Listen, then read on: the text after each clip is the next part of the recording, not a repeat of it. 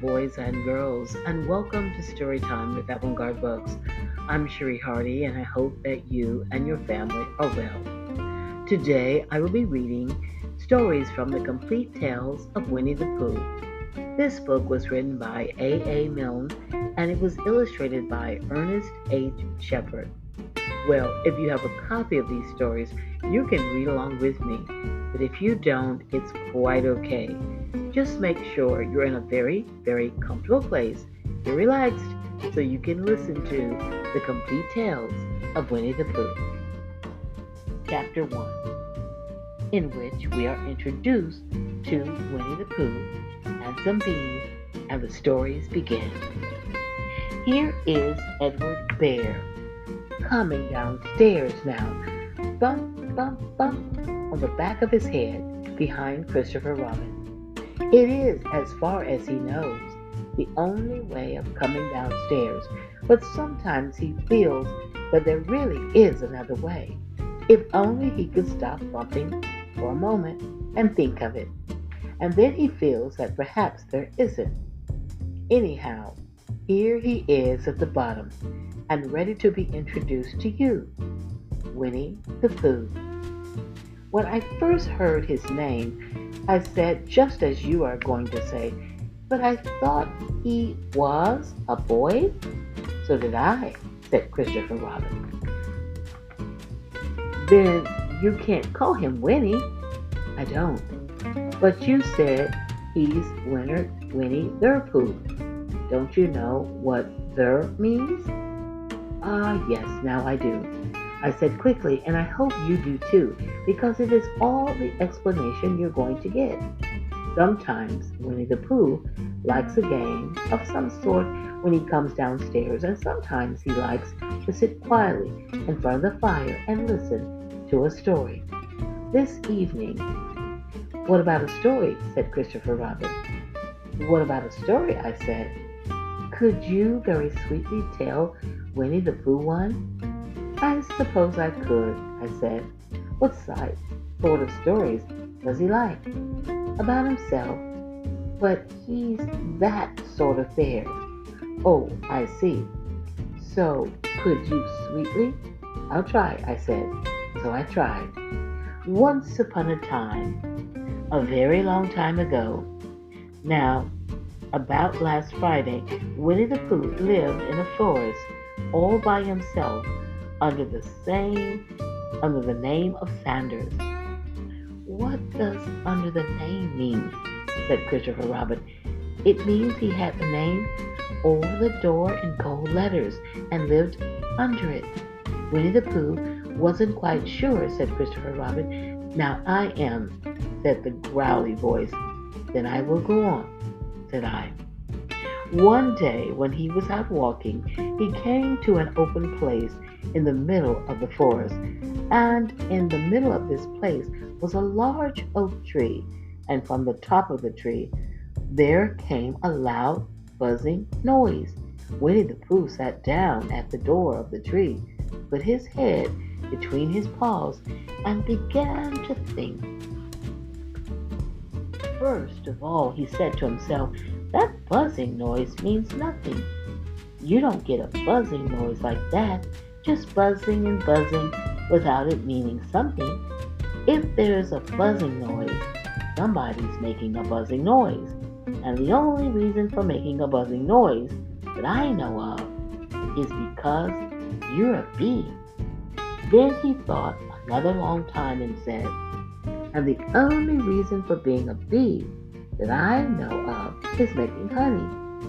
And he got up and said, and the only reason for making honey is so as I can eat it. And so he began to climb the tree. He climbed, and he climbed, and he climbed, and as he climbed, he sang a little song to himself. It went like this. Isn't it funny how a bear likes honey? Buzz, buzz, buzz. I wonder he does. Then he climbed a little further, and a little further, and then just a little further. By that time, he had thought of another song. It's a very funny thought that if bears were bees, they build their nests at the bottom of trees. And that being so, if the bees were bears, we shouldn't have to climb up all these stairs. He was getting rather tired by this time, so that is why he sang a complaining song. He was nearly there now, and if he just stood on that branch, crack! "Oh, help!" said Pooh, as he dropped 10 feet on the branch below him. "If only I hadn't," he said, as he bounced 20 feet on to the next branch.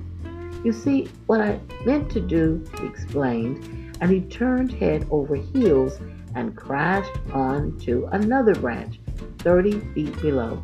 "What I meant to do, of course, it was rather," he admitted, as he slithered very quickly through the next 6 branches. "It all comes, I suppose," he decided as he said goodbye to the last branch, spun round 3 times, and flew gracefully into a gorse bush. "It all comes of liking honey so much. Oh, help!"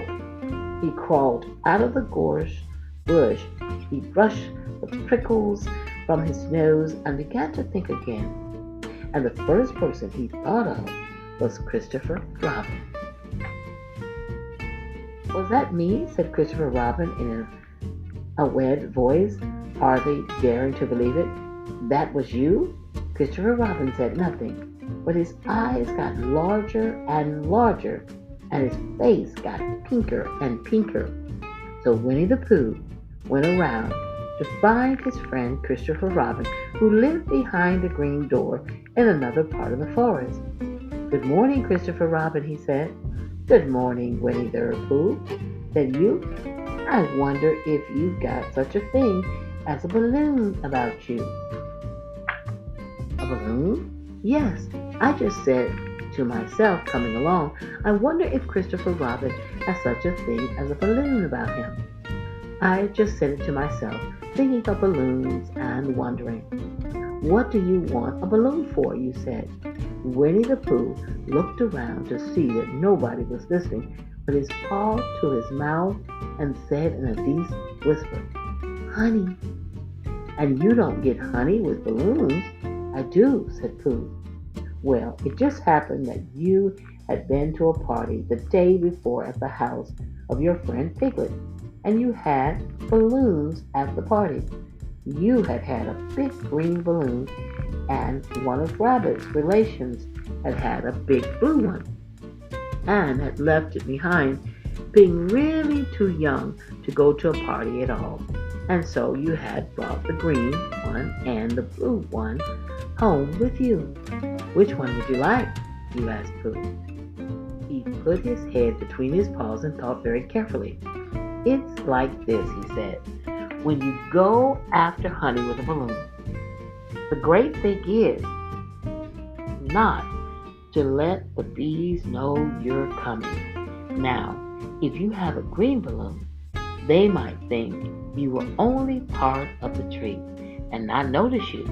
And if you have a blue balloon, they might think you were only part of the sky and not notice you. And the question is, which is most likely? Wouldn't they notice you beneath the balloon, you ask?" "They might, or they might not," said Winnie-the-Pooh. "You never can tell with bees." He thought for a moment and said, "I shall try to look like a small black cloud. That will deceive them." "Then you had better have the blue balloon," you said, and so it was decided. Well, boys and girls, we're going to stop right here, and we will keep reading this wonderful book, The Complete Tales of Winnie-the-Pooh, written by A. Milne, and it was illustrated by Ernest H. Shepard. Boys and girls, have a beautiful day. Take care.